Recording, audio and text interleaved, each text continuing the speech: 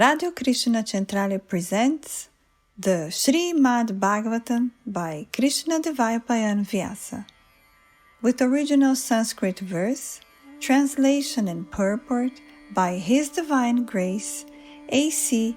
Bhaktivedanta Swami Prabhupada, Founder-Acarya of the International Society for Krishna Consciousness, a Radio Krishna Centrale program by Revati Rupeswari Devi Dasi and the Yadunandana Das. Copyright BBTI, the Bhaktivedanta Book Trust International, all rights reserved. For any information, please visit radiokrishna.com. Canto 1, Chapter 3, Verse 42. Satu Shravayamasa Maharajang Parikshitam Prayopavishtam Gangayam Paritang Paramarshibi. Translation. Shukadeva Goswami, the son of Vyasadeva, in his turn delivered the Bhagavatam to the great Emperor Parikshit, who sat surrounded by sages on the bank of the Ganges, awaiting death without taking food or drink. Purport. All transcendental messages are received properly in the chain of disciplic succession. This disciplic succession is called Paramparam. Unless, therefore, Bhagavatam or any other Vedic literatures are received through the Paramparam system, the reception of knowledge is not bona fide. Vyasadeva delivered the message to Shukadeva Goswami, and from Shukadeva Goswami, Suta Goswami received the message. One should therefore receive the message of Bhagavatam from Suta Goswami or from his representative and not from any irrelevant interpreter. Emperor Parikshit received the information of his death in time, and he at once left his kingdom and family and sat down on the bank of the Ganges to fast till death. All great sages, rishis, philosophers, mystics, etc., went there due to his imperial position. They offered many suggestions about his immediate duty, and at last it was settled that he would hear from Shukadeva Goswami about Lord Krishna. Thus the Bhagavatam was spoken to him. Sripada Shankaracharya, who preached Mayavada philosophy and stressed the impersonal feature of the Absolute, also recommended that one must take shelter at the lotus feet of Lord Shri Krishna, for there is no hope of gain from debating. Indirectly, Sripada Shankaracharya admitted that what he had preached in the flowery grammatical interpretations of the Vedanta Sutra cannot help one at the time of death. At the critical hour of death, one must recite the name of Govinda. This is the recommendation of all great transcendentalists. Shukadeva Goswami had long ago stated the same truth, that at the end one must remember Narayan. That is the essence of all spiritual activities. In pursuance of this eternal truth, Srimad Bhagavatam was heard by Emperor Parikshit, and it was recited by the able Shukadeva Goswami. And both the speaker and the receiver of the messages of Bhagavatam were duly delivered by the same medium. Canto 1, Chapter 3, Verse 43. Krishne Swadhamopagate Dharma Jnanadibhi Saha Kalau nashta drashamesha puranarko dhunoditaha. Translation. This Bhagavad Purana is as brilliant as the sun, and it has arisen just after the departure of Lord Krishna to his own abode, accompanied by religion, knowledge, etc. Persons who have lost their vision due to the dense darkness of ignorance in the age of Kali shall get light from this Purana. Purport. Lord Shri Krishna has his eternal Dhamma or abode, where he eternally enjoys himself with his eternal associates and paraphernalia. And his eternal abode is a manifestation of his eternal energy, whereas the material world is a manifestation of his external energy. When he descends on the material world, he displays himself with all paraphernalia in his eternal potency, which is called Atmarama.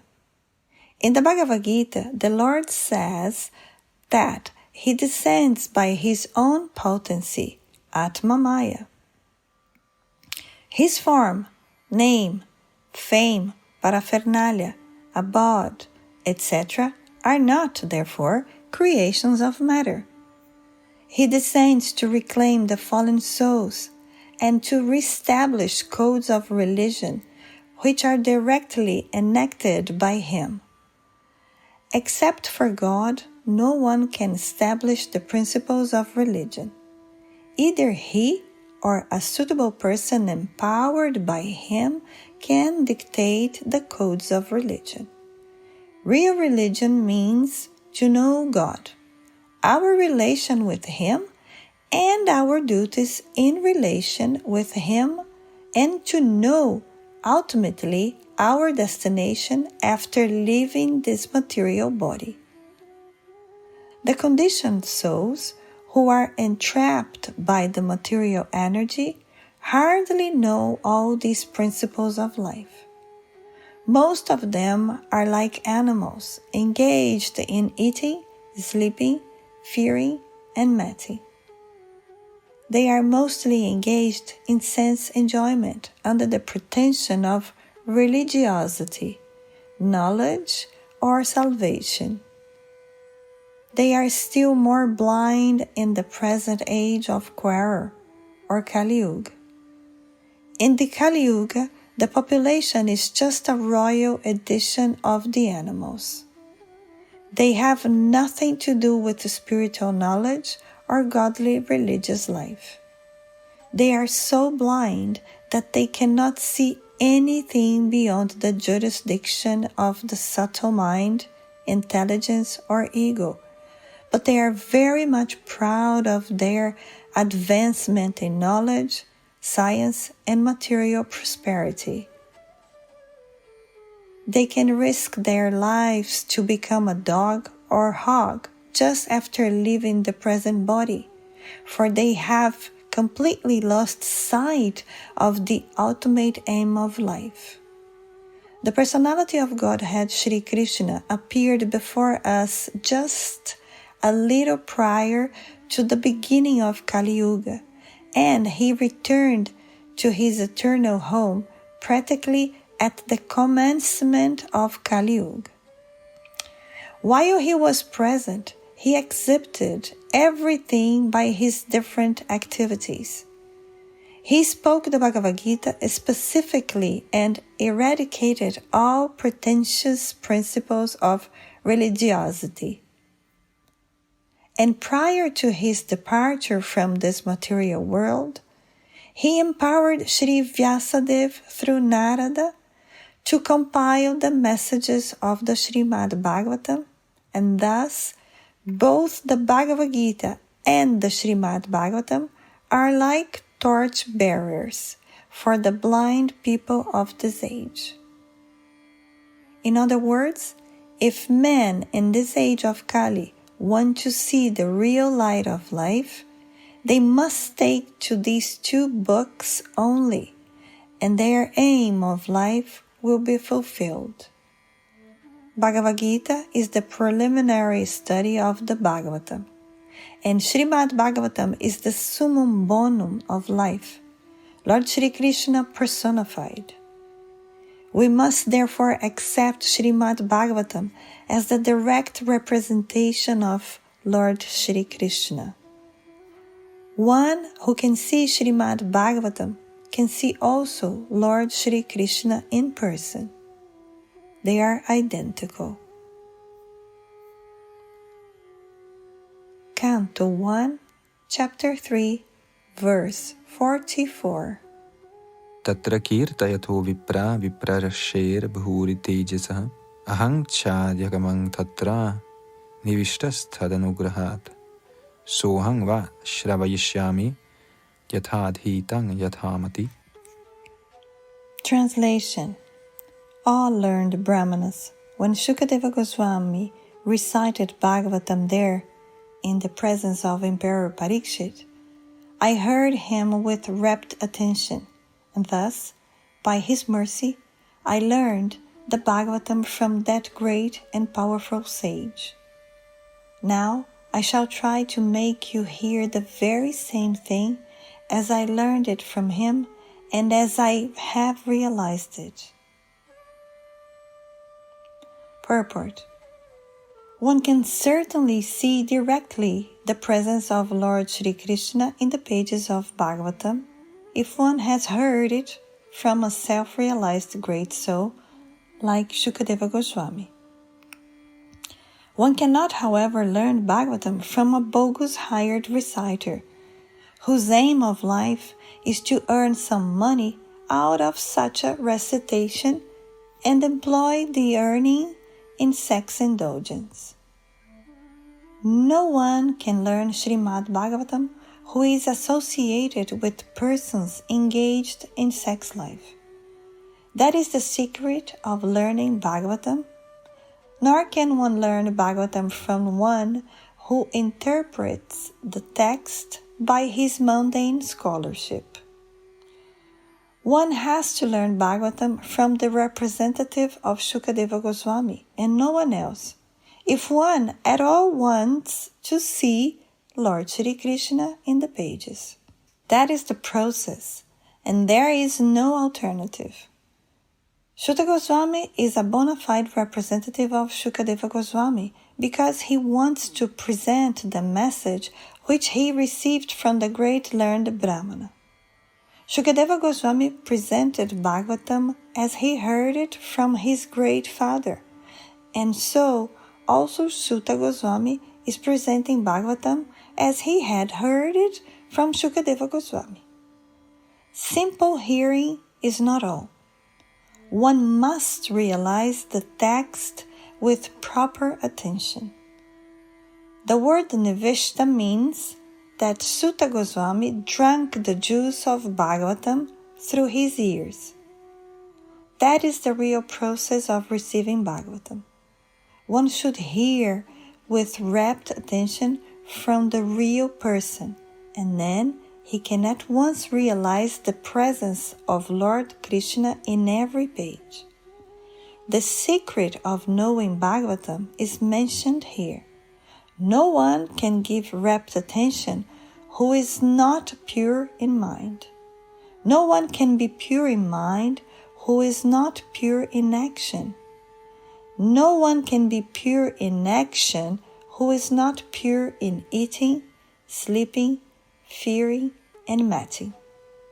But somehow or other, if someone hears with rapt attention from the right person, at the very beginning one can assuredly see Lord Shri Krishna in person in the pages of Bhagavatam. Thus end the Bhaktivedanta purports of the first canto, third chapter of the Srimad Bhagavatam, entitled Krishna is the source of all incarnations.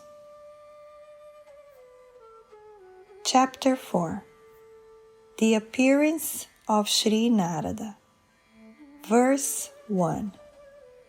Vyasa uvacha iti bruvarang sangstuya muninang dirgha satrinam vridha kurapati sutang bahvricha shaunako bravit. Translation. On hearing Sutta Goswami speak thus, Shaunaka Muni, who was the elderly learned leader of all the rishis engaged in that prolonged sacrificial ceremony, congratulated Sutta Goswami by addressing him as follows. Purport. In a meeting of learned men, when there are congratulations or addresses for the speaker, the qualifications of the congratulator should be as follows. He must be the leader of the house and an elderly man. He must be vastly learned also. Shri Shaunaka Rishi had all these qualifications, and thus he stood up to congratulate Shri Sutta Goswami when he expressed his desire to present Srimad Bhagavatam exactly as he heard it from Shukadeva Goswami and also realized it personally. Personal realization does not mean that one should, out of vanity, attempt to show one's own learning by trying to surpass the previous Acharya. He must have full confidence in the previous Acharya, and at the same time he must realize the subject matter so nicely that he can present the matter for the particular circumstances in a suitable manner. The original purpose of the text must be maintained. No obscure meaning should be screwed out of it, yet it should be presented in an interesting manner for the understanding of the audience. This is called realization. The leader of the assembly, Shaunaka, could estimate the value of the speaker, Shri Sutta Goswami, simply by his uttering Yathaditan and Yathamati, and therefore he was very glad to congratulate him in ecstasy.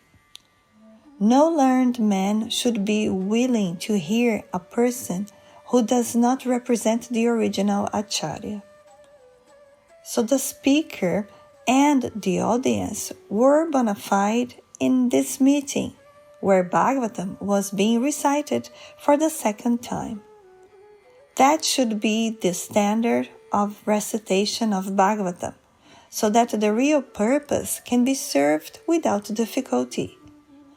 Unless this situation is created, Bhagavatam recitation for extraneous purposes is useless label both for the speaker and for the audience. Canto 1, Chapter 4, Verse 2. Shaunaka uvacha Suta Suta Mahabhaga Vadano Vadatangvara Katang Bhagavating Punyam Yadaha Bhagavan Shukaha. Translation. Shaunaka said, O Sutta Goswami, you are the most fortunate and respected of all those who can speak and recite. Please relate the pious message of Srimad Bhagavatam, which was spoken by the great and powerful sage Shukadeva Goswami. Purport. Sutta Goswami is twice addressed here by Shaunaka Goswami out of great joy because he and the members of the assembly were eager to hear the text of Bhagavatam uttered by Shukadeva Goswami. They were not interested in hearing it from a bogus person who would interpret in his own way to suit his own purpose.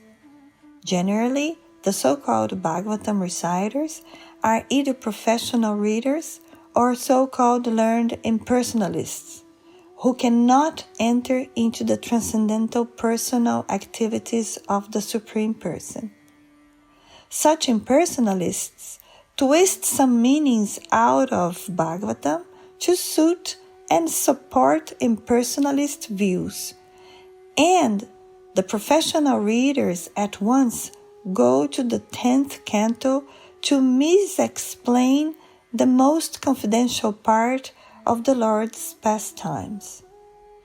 Neither of these reciters are bona fide persons to recite Bhagavatam.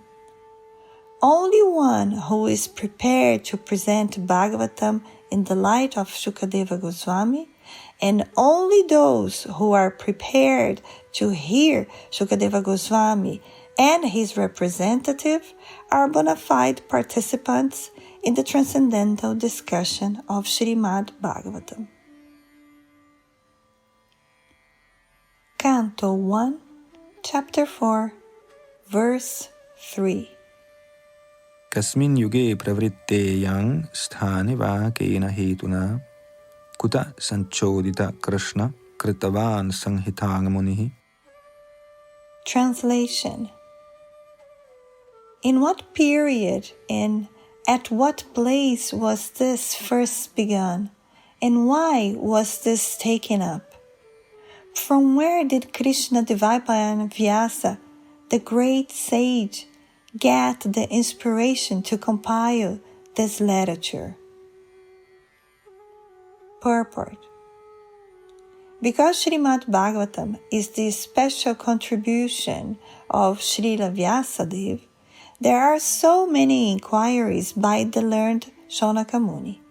It was known to them that Srila Vyasadeva had already explained the text of the Vedas in various ways up to the Mahabharata for the understanding of less intelligent women, Shudras, and fallen members of the family of twice-born men.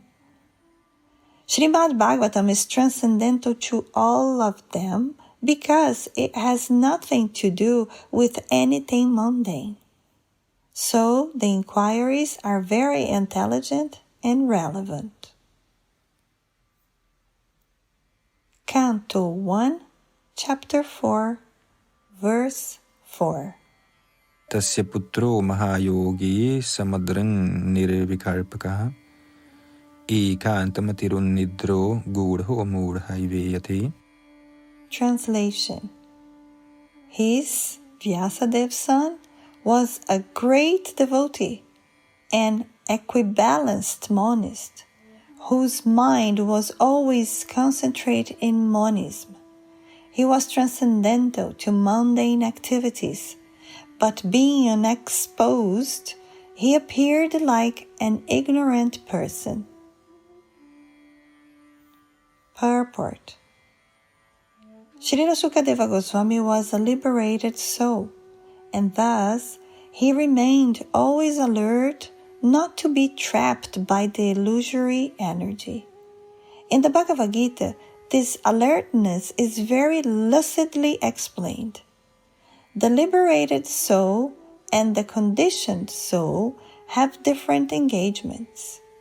The liberated soul is always engaged in the progressive path of spiritual attainment, which is something like a dream for the conditioned soul.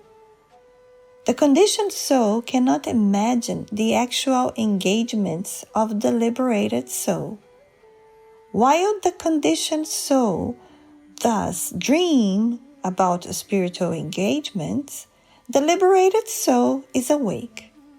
Similarly, the engagement of a conditioned soul appears to be a dream for the liberated soul. A conditioned soul and a liberated soul may apparently be on the same platform, but factually they are differently engaged, and their attention is always alert, either in sense enjoyment or in self-realization. The conditioned soul is absorbed in matter, whereas the liberated soul is completely indifferent to matter. This indifference is explained as follows. Canto 1, Chapter 4, Verse 5. Drishtavan uyantam rishimatmajamapyanagnam devyo hriya paridadhurana sutasya chitram tadvikshya prichhati manau jagadustavasti stripum bhidanatu sutasya vivikta drishtihi. Translation. While Sri Vyasadeva was following his son, beautiful young damsels who were bathing naked covered their bodies with cloth, although Sri Vyasadeva himself was not naked. But they had not done so when his son had passed. The sage inquired about this, and the young ladies replied that his son was purified, and when looking at them, made no distinction between male and female. But the sage made such distinctions. Purport. In the Bhagavad Gita, chapter 5, verse 18, it is said that a learned sage looks equally on a learned and gentle Brahmana, a Chandala, dog-eater, a dog, or a cow due to his spiritual vision. Srila Shukadeva Goswami attained that stage. Thus, he did not see a male or female. He saw all living entities in different dress. The ladies who were bathing could understand the mind of a man simply by studying his demeanor, just as by looking at a child, one can understand how innocent he is. Shukadeva Goswami was a young boy, 16 years old, and therefore all the parts of his body were developed. He was naked also, and so were the ladies. But because Shukadeva Goswami was transcendental to sex relations, he appeared very innocent. The ladies, by their special qualifications, could sense this at once, and therefore they were not very concerned about him. But when his father passed, the ladies quickly dressed. The ladies were exactly like his children or grandchildren, yet they reacted to the presence of Vyasadeva according to the social custom because Srila Vyasadeva played the part of a householder. A householder has to distinguish between a male and female, otherwise he cannot be a householder. One should therefore attempt to know the distinction between spirit soul without any attachment for male and female. As long as such distinction is there, one should not try to become a sannyasi like Shukadeva Goswami. At least theoretically, one must be convinced that a living entity is neither male nor female. The outward dress is made of matter by material nature to attract the opposite sex and thus keep one entangled in material existence. A liberated soul is above this perverted distinction. He does not distinguish between one living being and another. For him, they are all one and the same spirit. The perfection of this spiritual vision is the liberated stage, and Srila Shukadeva Goswami attained that stage. Srila Vyasadeva was also in the transcendental stage, but because he was in the householder's life, he did not pretend to be a liberated soul, as a matter of custom. Canto 1, Chapter 4, Verse 6. Katama lakshita paurai samprapta kuru jangalan Unamatta mukha jaravad vicharan gajasahvaye. Translation. How was he, Srila Sukadeva Goswami, the son of Vyasa, recognized by the citizens when he entered the city of Hastinapur, now New Delhi, after wandering in the provinces of Kuru and Jangala, appearing like a madman, dumb and retarded? Purport. The present city of Delhi was formerly known as Hastinapur because it was first established by King Hasti. Goswami Shukadev, after leaving his paternal house, was roaming like a madman, and therefore it was very difficult for the citizens to recognize him in his exalted position.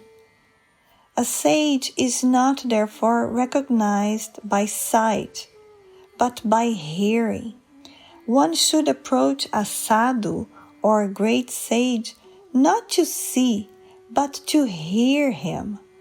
If one is not prepared to hear the words of a sadhu, there is no profit.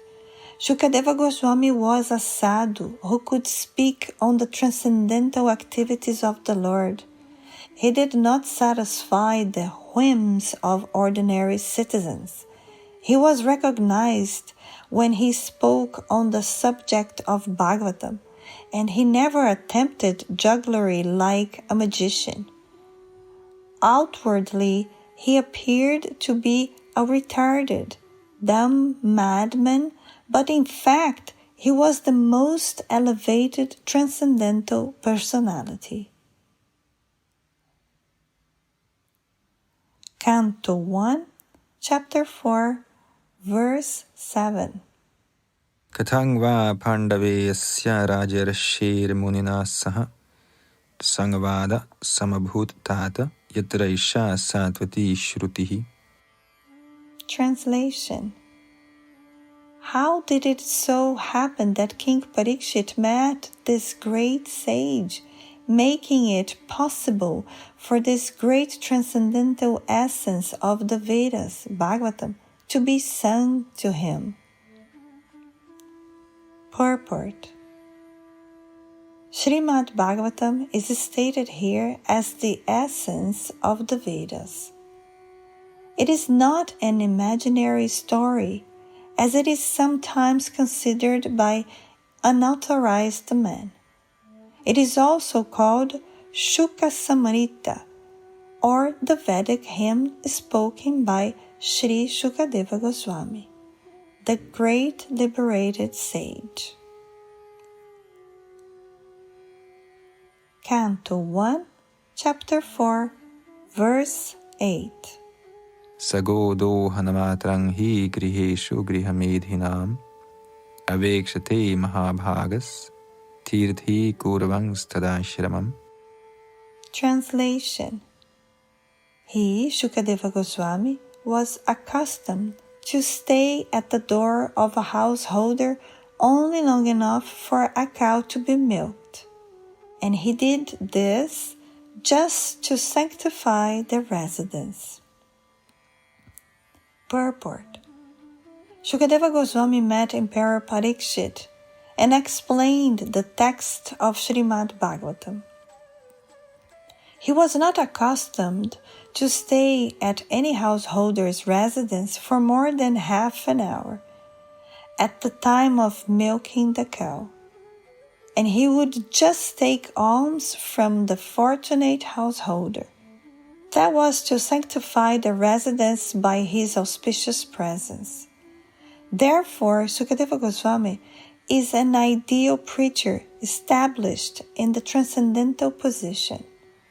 From his activities, those who are in the renounced order of life and dedicated to the mission of preaching the message of Godhead should learn that they have no business with householders, save and except to enlighten them in transcendental knowledge. Such asking for alms from the householder should be for the purpose of sanctifying his house. One who is in the renounced order of life should not be allured by the glamour of the householder's worldly possessions, and thus become subservient to worldly man. For one who is in the renounced order of life, this is much more dangerous than drinking poison and committing suicide. Canto 1, Chapter 4, Verse 9. Abhimanyusutang suta parahur bhagavatotamam tasya janma mahascharyam karamani cha grihinihina. Translation. It is said that Maharaj Parikshit is a great first-class devotee of the Lord, and that his birth and activities are all wonderful. Please tell us about him. Purport. The birth of Maharaj Parikshit is wonderful because in the womb of his mother, he was protected by the personality of Godhead Shri Krishna. His activities are also wonderful because he chastised Kali, who was attempting to kill a cow. To kill cows means to end human civilization. He wanted to protect the cow from being killed by the great representative of sin. His death is also wonderful because he got previous notice of his death, which is wonderful for any mortal being, and thus he prepared himself for passing away by sitting down on the bank of the Ganges and hearing the transcendental activities of the Lord. During all the days he heard Bhagavatam, he did not take food or drink, nor did he sleep a moment. So everything about him is wonderful, and his activities are worth hearing attentively. Desire is expressed herein to hear about him in detail. Canto 1, Chapter 4, Verse 10. Sasamrat kasyavaheto pandunang manavaradhanaha prayopavishto gangayam anadritya dhirat shriyam. Translation. He was a great emperor and possessed all the opulences of his acquired kingdom. He was so exalted that he was increasing the prestige of the Pandu dynasty. Why did he give up everything to sit down on the bank of the Ganges and fast until death? Purport. Maharaj Parikshit was the emperor of the world and all the seas and oceans, and he did not have to take the trouble to acquire such a kingdom by his own effort. He inherited it from his grandfathers, Maharaj Yudhishthira and brothers. Besides that, he was doing well in the administration and was worthy of the good names of his forefathers. Consequently, there was nothing undesirable in his opulence and administration. Then why should he give up all these favorable circumstances and sit down on the bank of the Ganges, fasting till death? This is astonishing, and therefore all were eager to know the cause.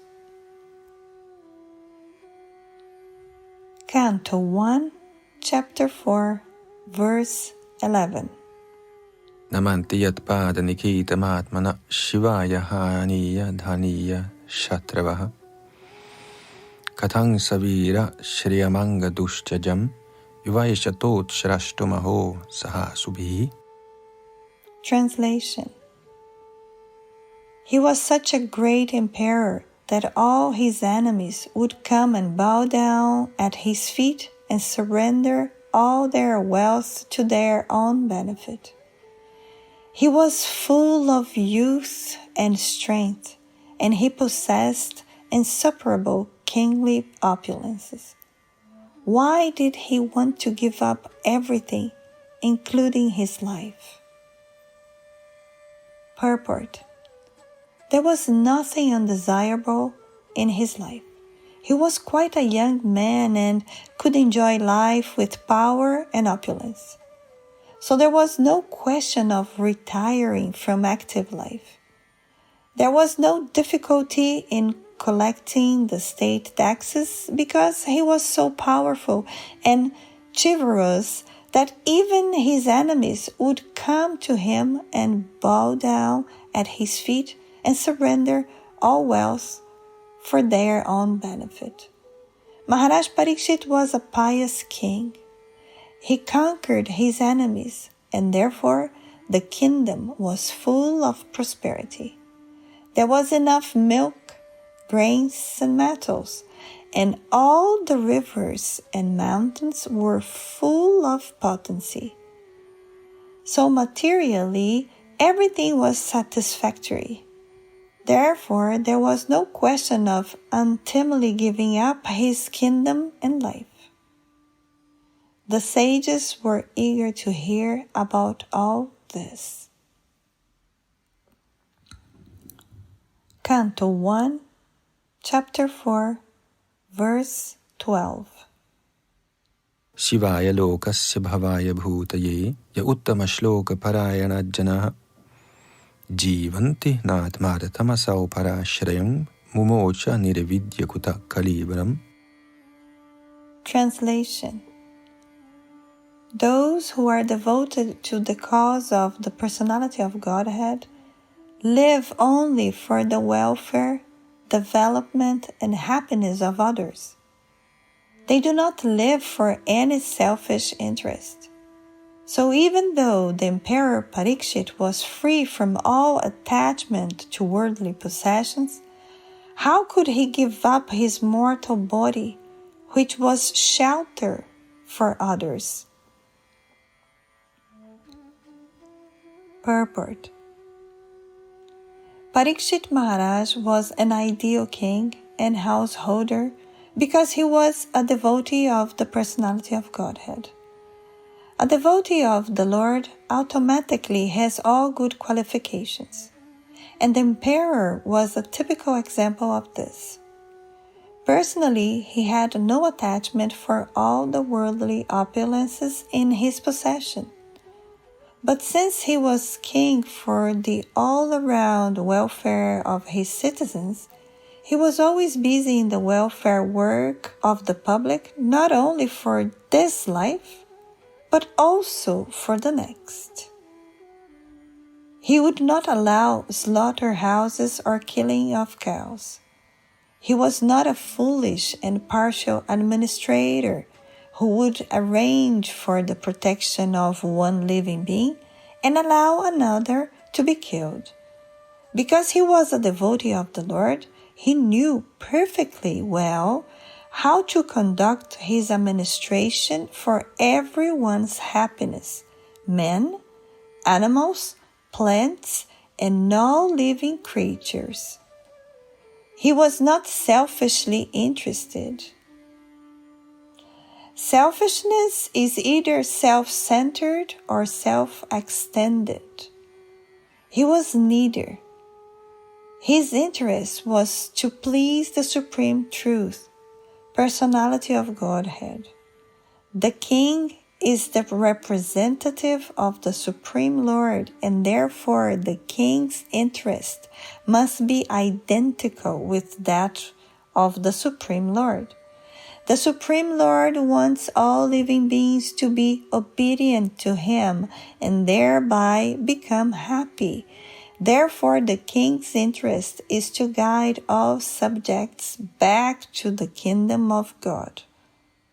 Hence, the activities of the citizens should be so coordinated that they can at the end go back home, back to Godhead.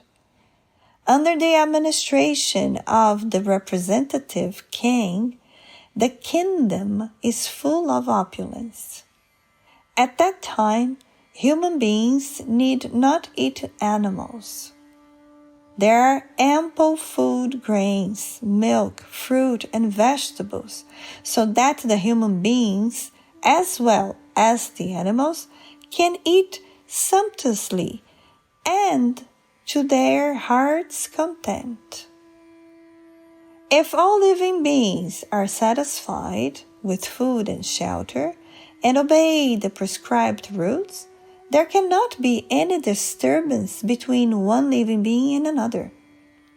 Emperor Parikshit was a worthy king, and therefore all were happy during his reign. Canto 1, Chapter 4, Verse 13. Tat sarvang na samachakshva prishto yadiha kinchana manye tavang vishayi vachang snatam aniyatra chandasad. Translation.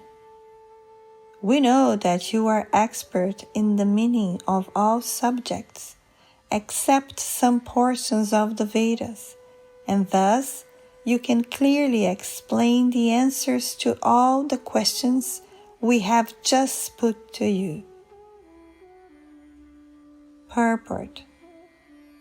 The difference between the Vedas and the Puranas is like that between the Brahmanas and the Parivrajaka's. The Brahmanas are meant to administer some fruitive sacrifices mentioned in the Vedas, but the Parivrajakacharyas, or learned preachers, are meant to disseminate transcendental knowledge to one and all. As such, the Parivrajakacharyas are not always expert in pronouncing the Vedic mantras, which are practiced systematically by accent and meter by the Brahmanas, who are meant for administering Vedic rites. Yet, it should not be considered that the Brahmanas are more important than the itinerant preachers. They are one and different simultaneously because they are meant for the same end in different ways. There is no difference also between the Vedic mantras and what is explained in the Puranas and Itihasa. According to Srila Jiva Goswami, it is mentioned in the Madhyandina Shruti that all the Vedas, namely the Sama, Atharva, Rig, Yajur, Puranas, Itihasa, Upanishads, etc., are emanations from the breathing of the Supreme Being. The only difference is that the Vedic mantras are mostly begun with Pranava Omkara, and it requires some training to practice the metric pronunciation of the Vedic mantras. But that does not mean that Srimad Bhagavatam is of less importance than the Vedic mantras. On the contrary, it is the ripened fruit of all the Vedas, as stated before. Besides that, the most perfectly liberated soul, Srila Shukadeva Goswami, is absorbed in the studies of the Bhagavatam, although he is already self-realized. Srila Sutta Goswami is following his footsteps, and therefore his position is not the least less important because he was not expert in chanting Vedic mantras with metric pronunciation, which depends more on practice than actual realization. Realization is more important than parrot-like chanting. Canto 1, Chapter 4, Verse 14. Suta uvacha dvapare samanuprapti tritiya yuga paryaye jata parasharad yogi vasavyang kalaya harihi. Translation. Sutta Goswami said, when the second millennium overlapped the third, the great sage Vyasadeva was born to Parashara in the womb of Satyavati, the daughter of Vasu. Purport. There is a chronological order of the 4 millenniums, namely Satya, Dvapara, Treta, and Kali. But sometimes there is overlapping. During the regime of Vaivasvata Muni, there was an overlapping of the 28th round of the 4 millenniums, and the 3rd millennium appeared prior to the 2nd. In that particular millennium, Lord Shri Krishna also descends, and because of this, there was some particular alteration. The mother of the great sage was Satyavati, the daughter of the Vasu, fisherman, and the father was the great Parashara Muni. That is the history of Vyasadev's birth. Every millennium is divided into 3 periods, and each period is called a Sandhya. Vyasadeva appeared in the 3rd Sandhya of that particular age. Canto 1, Chapter 4, Verse 15. Sakadachit sarasvatya upasprashya jalang shuchihi vivikta eka asina udite ravimandale. Translation. Once upon a time, he, Vyasadeva, as the sun rose, took his morning ablution in the waters of the Sarasvati and sat alone to concentrate. Purport. The river Sarasvati is flowing in the Badarikashrama area of the Himalayas. So the place indicated here is Shamyaprasa in Badarikashrama, where Shri Vyasadeva is residing. Canto 1, Chapter 4, Verse 16. Paravaragya sarishi kalena vyaktarang hasa yugadharma vyatikarang praptang bhuvi yuge yuge. Translation.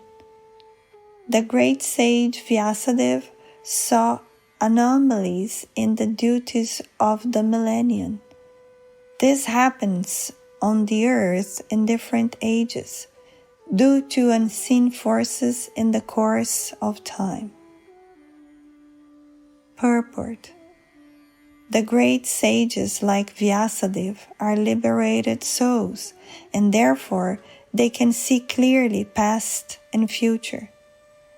Thus, he could see the future anomalies in the Kali age, and accordingly he made arrangement for the people in general so that they can execute a progressive life in this age, which is full of darkness.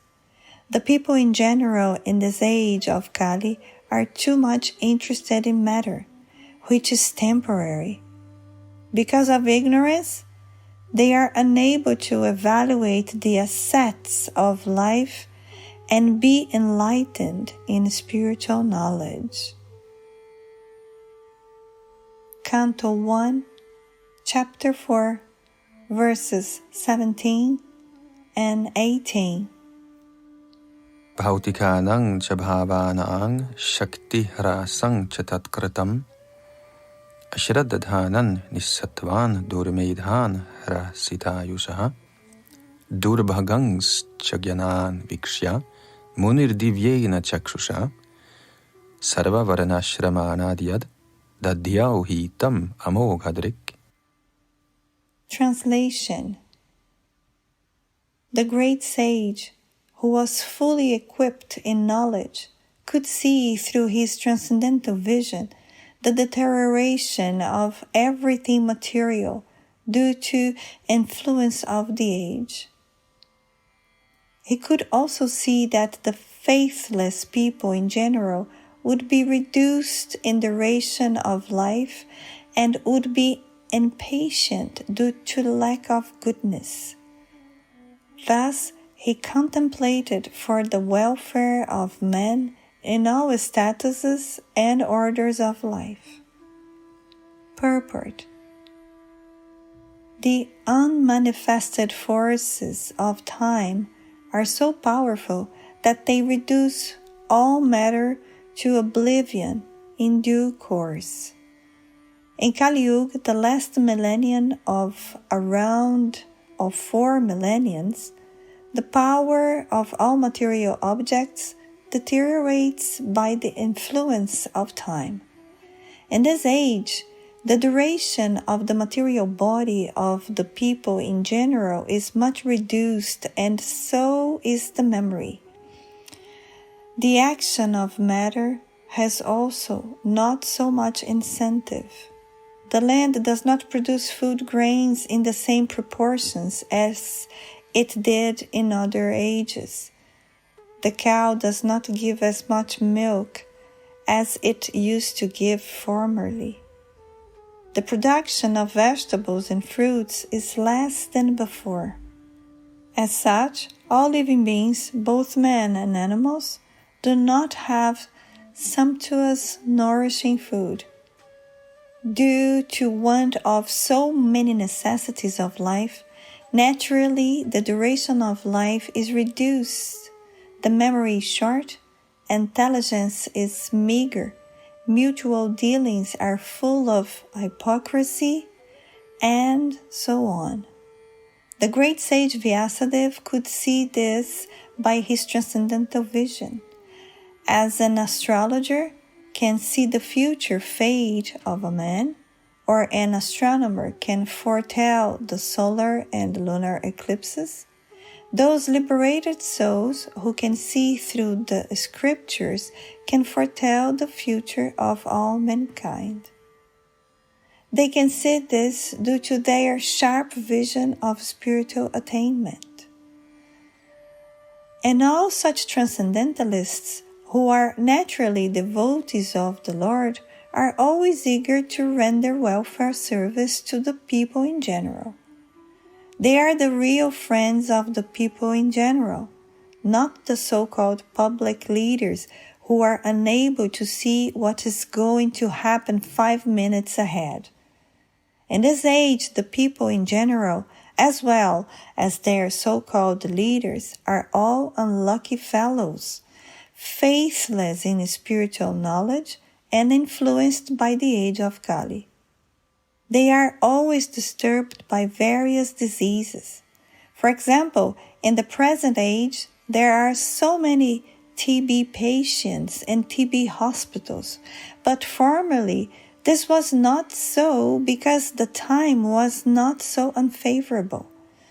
The unfortunate men of this age are always reluctant to give a reception to the transcendentalists, who are representatives of Srila Vyasa and selfless workers always busy in planning something which may help everyone in all statuses and orders of life.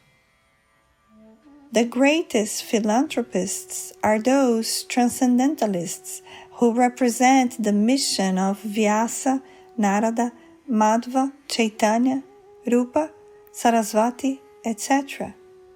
They are all one and the same. The personalities may be different, but the aim of the mission is one and the same, namely, to deliver the fallen souls back home, back to Godhead. Canto 1, Chapter 4, Verse 19. Chaturhotrang karma shuddhang prajyanang vikshya vaidikam vyadadhat yajna santatyai vidamekam chaturvidham. Translation. He saw that the sacrifices mentioned in the Vedas were means by which the people's occupations could be purified. And to simplify the process, he divided the one Veda into 4, in order to expand them among men. Purport. Formerly, there was only the Veda of the name Yayur, and the 4 divisions of sacrifices were there specifically mentioned. But to make them more easily performable, the Veda was divided into 4 divisions of sacrifice just to purify the occupational service of the 4 orders. Above the 4 Vedas, namely Rig, Yayur, Sama, and Atharva, there are the Puranas, the Mahabharata, Samhitas, etc., which are known as the 5th Veda. Sri Vyasadeva and his many disciples were all historical personalities, and they were very kind and sympathetic toward the fallen souls of this age of Kali. As such, the Puranas and Mahabharata were made from related historical facts which explained the teaching of the 4 Vedas. There is no point in doubting the authority of the Puranas and Mahabharata as parts and parcels of the Vedas. In the Chandogya Upanishad, the Puranas and Mahabharata, generally known as histories, are mentioned as the 5th Veda. According to Srila Jiva Goswami, that is the way of ascertaining the respective values of the revealed scriptures. You have listened to the Srimad Bhagavatam by Krishna Dvaipayana Vyasa, with original Sanskrit verse, translation and purport by His Divine Grace, A.C. Bhaktivedanta Swami Prabhupada, Founder-Acarya of the International Society for Krishna Consciousness, a Radio Krishna Centrale program by Revati Rupeswari Devi Dasi and the Yadunandana Das. Copyright BBTI, the Bhaktivedanta Book Trust International, all rights reserved. For any information, please visit radiokrishna.com.